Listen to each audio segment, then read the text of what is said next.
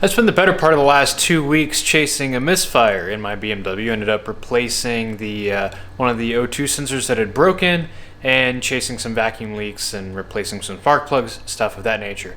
I finally get the car back on the road and it rewards me by one of the headlights burning out. So let's do something about that. Now, before I deal with the sad reality of one of my HIDs absconding from the land of the living, I'd like to address something because I can already read the comments, and they're going to be something like, oh my gosh, that is so much effort just to change a light bulb. Wow, these BMWs are terrible. You should have bought something American or a Toyota. Well, here's the thing. I've had Toyotas, I've had, my Lexus, and I've had a Mazda, I've had a bunch of Mazdas actually, and here's the thing about basically any car made after 1998. The headlights are an absolute pain. Like my Mazda 6, my Lexus LS400, if your low beam went out in one of those, you were taking the bumper off. By comparison, this thing is one of the easiest cars to change a headlight bulb on, and that's even counting the fact that mine are absolutely butchered. These headlights have been completely torn up by, me, obviously, but also one of the previous owners who hacked up the wiring and put some weird bulb that doesn't quite fit right, and they hacked up the base. You'll see here in a minute when I take it all out. I just wanted to get like 90% of the comments out of the way first. You saw when I put those halos in, you can take the lens off of these things without removing the light itself. These are the easiest to work on headlights I've ever encountered. So those of you who think this is difficult, work on more cars. You'll learn to appreciate what is actually one of the nicest to work on headlight assemblies ever made. Because my lights have been touched inappropriately, they're quite a bit easier to get out than most. Just a Phillips head and a couple of tins. The bolts underneath are no longer present for reasons. But before we get to that, I'd like to address one of the comments I got recently that went something along the lines of, Jake, you absolute mastermind, you marvel of all things mechanical. You should really clean this coolant reservoir. And here's the thing, this is clean technically. Like there's no dirt on it. It's clean, it's just faded. But I can go back to something I've used before, good old solution finish, and have that thing looking quite spiffy. One moment. Yeah, that's quite a bit nicer. Anyway. That is an 8 out of 10. Wow, look at that, it's a headlight. My lower trim piece comes off with it because the bolts under there don't exist anymore, so it just doesn't really have to come off. And this overstuffed box next to it is what's going in. Some DZG Crow LEDs. I went with LEDs instead of HIDs just because this whole thing's a mess. And honestly, I used to hate LED retrofit drop-in things like this because they used to be absolute trash. But now they seem to have the beam pattern figured out so that you're not blinding people when you do this. Free gift glove. Please wear when installing bulb. The white glove experience, truly. Zip ties, very useful, very small. And then we've got wonderfully cable managed bulbs themselves here. They got a little driver box. Oh, wow. Wow, that's heavy. That's got some gravity in it for sure. Wow. That feels extremely solidly made. The last time I did LEDs like this was 4 years ago in my NA Miata, and those literally felt like air. They were like the cheapest aluminum ever. This actually, yeah, it's a good bit of heft. They've got these interesting, what they call universal pins. You just jam that into your existing socket and call it good. I'm probably going to modify that approach slightly so that it's a bit more, weather tight and whatnot, because I've got a big bulk box of heat shrink, might as well use it. But real quick, let's just make sure that these things play nice with the BMW's electrical system, and just go ahead and jam them on in here. Okay, got my light, got my wire. Just gotta go put the car in accessory mode and turn the lights on.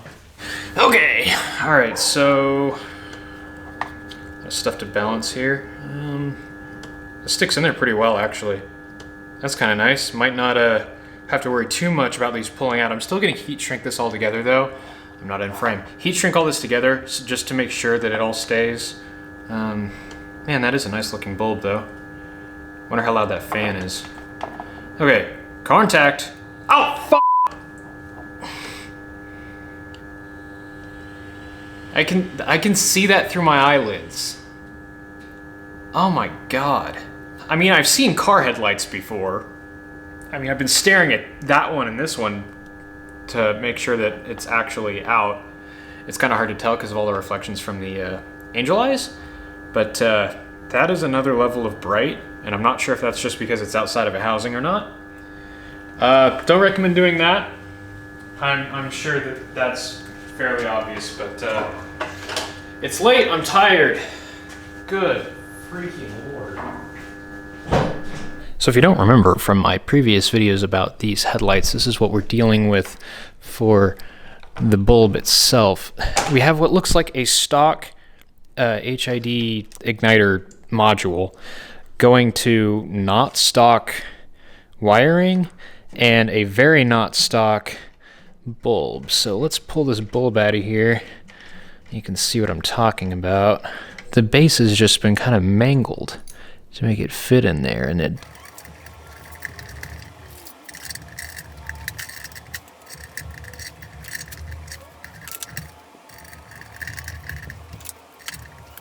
there we have it. Look at that. It's actually a pretty neat mounting system. The collar itself goes in first and the bulb goes in after. This doesn't really appear to have much of a this side up or this side up. At least there's no markings as such. So I'm just going to go with the wire sticking out the bottom.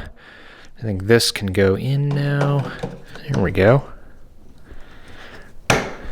That is our installed LED module. Now, something that I think I'm going to do is I think I'm going to unbolt this guy just to kind of have one less thing hanging off the light housing here.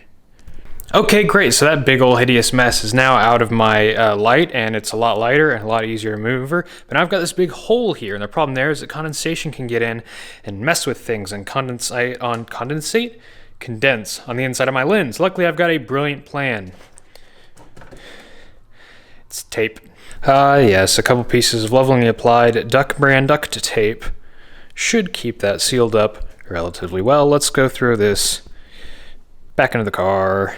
Okay, well, I got that all wired up, all temporary light, got the high beams and the halos wired up as well, just so that we can make sure that everything works. Let's go hop in the car and see what's up. Whoa! What? These HIDs must be haggard over here. Look at the you can barely even see. Hang on, I need this will work.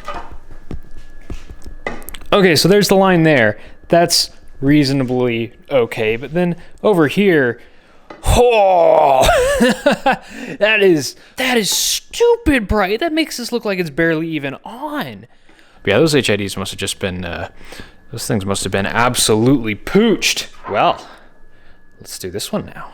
But let's not get ahead of ourselves here. The light out notification was because I didn't plug my turn signal back in, and I made sure that the high beams worked and the turn signal works, and it's all good. But I still have this to contend with. One moment. Okay, so here's my basic line of thinking. I've got my pins stuck in, if I could put them in frame. I'm going to pull this piece of heat shrink just over the pins itself, and it's going to draw them together and preload them against the inside of the connector. Then I'm going to put this big one and take it over the entire thing. Actually, I think I'm going to put another piece behind this big one because it's not going to shrink down enough to actually seal. I'll have to step it down with another piece of heat shrink, probably another one of these red pieces.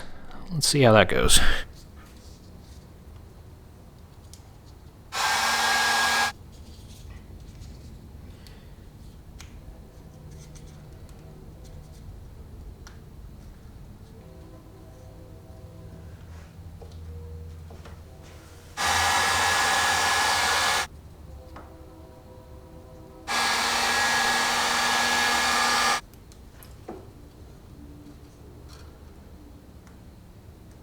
I didn't really anticipate this coming out this well, but that actually looks really good for how jank this connection system really is. I think I'm just going to zip tie this somewhere, sort of so that it won't have any pulling forces against it, something, so that it loops back upon itself so that there's no way something could catch on it and pull it out.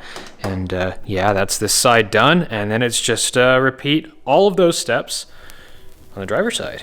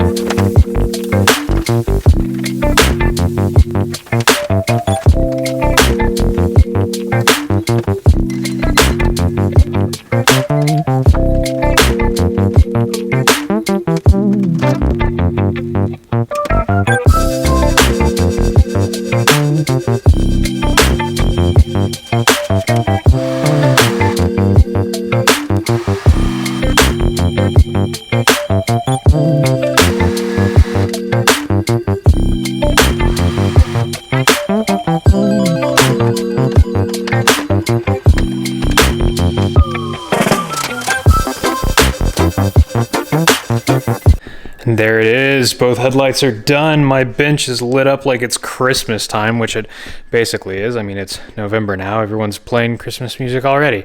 I did a bit better job with the heat shrink on this side. I was able to pull it further over the connector by stretching it out, by shoving some needle nose in there and prying them apart. Pretty happy with that connection overall. Just gonna zip tie that stuff up, and we can go outside and see what the beam pattern looks like.